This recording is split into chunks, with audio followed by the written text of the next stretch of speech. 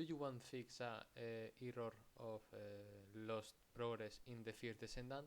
Okay, we are going to solve this problem. Okay, this problem is for a error synchronization. Okay, and the first step for the solve this problem, we are going to the Steam. Okay, here, and in the Steam we are going to this. Okay, in the Steam icon. Okay, and here we are going to the settings.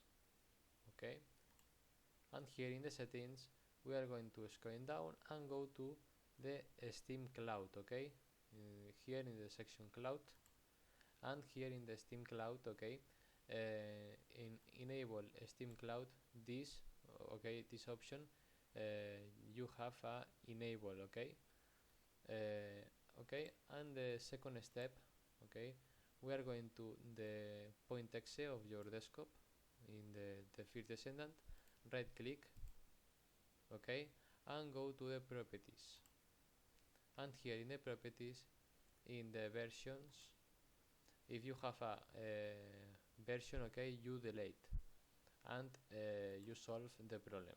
Bye bye.